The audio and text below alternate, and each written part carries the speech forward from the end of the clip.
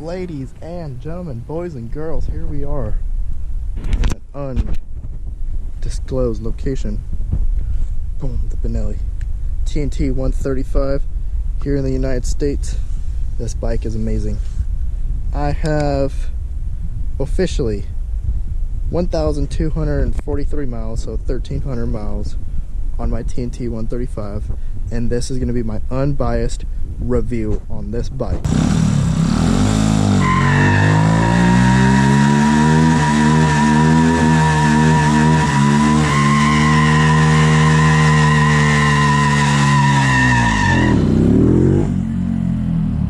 Before we start this review, don't forget, subscribe guys, and turn on the bell notification if you want to see cool truck stuff with this 3rd gen Tacoma. And I'm the only, besides Mr. Fry Guy, shout out to him as well, only as well YouTube Mr. Fry Guy. So there's 2 of us on YouTube in North America at the moment. I mean, there's a lot of other ones too, but in America that does reviews and does mods and does things on his TNT 135. So check me out. This is, I haven't seen anyone else. I'm the only one. So when you type in TNT 135, my videos come up. Here they are. So unbiased review on my TNT 135. So here we go. 1,300 miles. And about actually no, I think it's only been like 4 months of ownership. 4 months of ownership, I believe. That's how long it's been. So 1,300 miles in 4 months of ownership, and I have 1,300 miles. And here it is. So this is a Italian designed, Chinese made clone of a Grom, but this is a 135cc, technically 134cc bike. It is a mini bike. It is a little bit bigger than the Grom by a couple centimeters or millimeters, or the wheelbase and all that stuff. Technically, I consider this bike a lot less nimble than the Grom, but it's when you're driving it for long distances, it has more power than the Grom. It's just a lot more refined, it feels like, than the Grom. Being really surprising, it feels less cheap than the Grom. I don't know why. It's a Honda product, and this is a Chinese product, so that's kind of odd.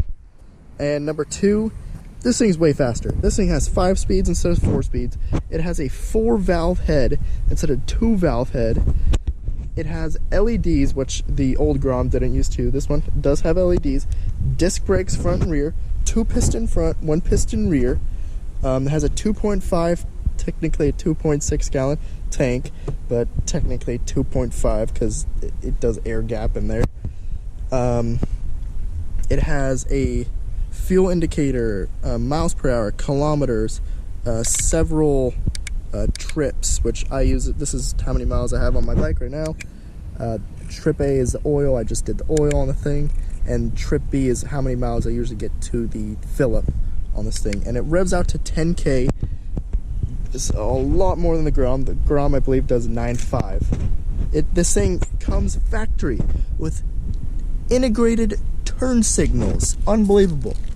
This was aftermarket. This is from Yoshimura. This is their fender eliminator. Stupid easy. Not like the Grom. You don't have to cut nothing on this thing. It comes factory with a adjustable coilover. The Grom does not. That's unbelievable. There is no storage on this bike whatsoever, and I will show you guys that. And the air tank. This is not the Grom. This thing is stupid easy. It's a little tight. I don't really take this off that often. The battery is really easy to get to. It also comes with a battery tender, and that's what I use for my phone. This is the air tank. Now, I did modify mine to suck in a little bit more air, and it is a little bit dirty in there, but I want to get a Chimera in tank. And they do sell stuff for this bike. When you type in Benelli TNT 135, they sell aftermarket parts for this bike. Yoshimura. Hold on, let me get this on. This sucks one-handed. Now, Chimera also makes a short ram air and tank, and Yoshimura makes a full pipe for the exhaust. This bike is a lot more expensive though with aftermarket parts, and a lot less aftermarket parts, but they sell tons of aftermarket parts as well for this bike. The biggest thing about this bike, in my eyes, this is a dual firing engine. It has 2 cylinders. The technical term is when one fires right behind the other one, it's shortly firing as well, I believe, or it takes turns on left to right depending on the RPMs, I believe. But this thing feels like it has VVTi, which is variable valve timing ignition system. Like it's unbelievable. Once it gets past about 6,000 RPMs, this thing wakes up unbelievably. Like, it goes. It's easy to do burnouts. It's easy to do burnouts. It's easy to wheelie. I'm still learning how to do all that stuff, and stoppies and just stuff like that. It's a Hoonigan bike that's designed a little bit better than the Grom. It has a oil cooler from the factory, and these are the hard lines. There they are. They go right to the block, just like that. And you could change these out very easily. The oil is really easy. It has a actual oil filter, and I have a K&N oil filter in here. 3 bolts, pop it out, put it in. It doesn't have an oil screen. You know, things like that. Now, things that this bike probably falls short. I don't know about longevity. I'm the only one in America, and so far I'm the most amount of miles, 1,300 miles. I don't know. I have no idea what the longevity will be on this bike, but I've had 1,300 miles on 3 oil changes, 1 filter change, 3 normal just fluid changes on this bike. I do them every 500 miles. Besides, the first one was at like 250 because it was cheap ass oil, and get rid of that. And I've had no problems with this bike. I don't trickle charge it. It starts when I want it to start. It has never let me down. The pads on it are still good for being a Hoonigan bike.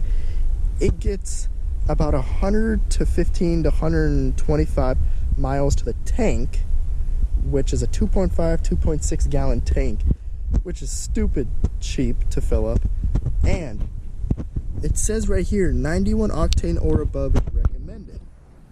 What's in this tank right now is from the Rebel gas station on Boulder, on Lake Mead, and there's 100 octane in this bike, racing fuel. It does run a little bit rich now with 100 octane. When you do 91, 93, stuff like that, it runs perfect. I noticed rich because obviously when you go to the tailpipe, there's soot coming out of it, and the spark plugs indicate that it's rich. Now I wanted to see, will it struggle? Will it have issues? It does not have issues. It does not struggle. It has a lot more power. There's a lot more power, just a lot more giddy up, and it smells like 100 octane when you drive by and all that stuff. This bike has been unbelievable. I've had no issues with this bike.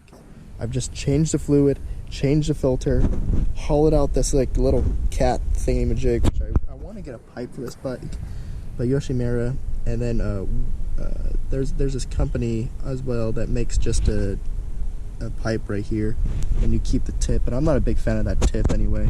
I love to get the Yoshi pipe, but I can't justify spending $595, almost $600 on that. I've had no problems with this bike, and it has been dropped, and I'll show you guys the scratches. And think these handlebars, without these handlebars sticking out that far, an extra 2 to 3 inches from this fairing, I would have destroyed the fairing. I'll show you guys. Boom, that took the impact right there. That took the impact, and that's all. That's the only thing that took the, and the mirror just a little bit. But these are ugly. I want to take these off. But it's a beginner bike, and a lot of people ask me, Grom, Rascal, any other clone bikes that you could get on online that you have to pre-build. Z125, Benelli, things like that. What would you pick if you were just going to pick with a free bike? What were you going to do? And it would be between two choices, in my opinion. If I was not going to do nothing with the bike, and I was going to leave it stock with no big bore kit or nothing like that, and just do minor bolt-on stuff, a cam and things like that, 6 machine clutches, and just all that stuff, I would stay with the Benelli all day long. But if you, at the moment, because they don't have, big bore kits for this thing yet or anything like that, I'm pretty sure they're in the works. But in the moment, if I was going to do a big bore kit, if I was going to do swap the engine, or you could probably swap the engine easier on this thing than a Grom, but a true big bore kit, 150 to 200 cc or 180 or something crazy like that, I would do a Grom. But this thing is a lot cheaper than a Grom, and it's extremely similar. I beat Groms, I beat Honda Club Carts, I beat Rascals, I beat other clones on the street.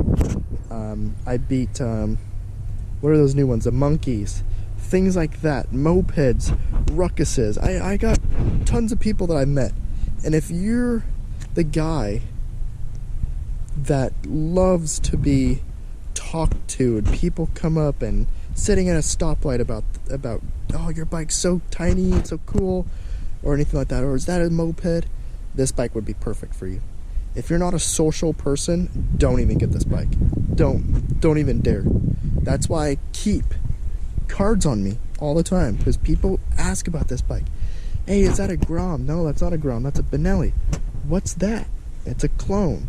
It's a clone. Here, check out my YouTube channel. Check out Major Power Sports here in Vegas. They sell these things. But yeah, I mean, if I was going to truly mod a bike, I would get a Grom. Big bore kit, stuff like that. If I was going to keep it stock and do bolt-ons and stuff like that with this, I would keep the Benelli all day long. Now, a lot of people ask me, even though it's an Italian bike, designed, Chinese made, what do you think about the longevity? What do you think about the build quality, Jerison? And, I think the build quality is unbelievable on this bike. This thing is barely ever at not full RPMs, above fucking 7,000 RPMs. I'm always flooring on this thing. I'm always, being a hoonigan or cruising with people or trying to off-road it or, jump it off stuff. Nothing's happened with it. No fork leaks, nothing. Like, it's unbelievable. The build quality.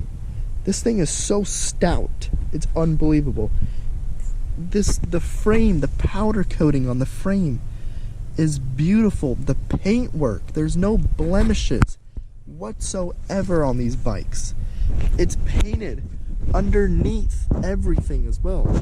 Like, all the plastics, all the screws. This thing has been in the rain, the dust.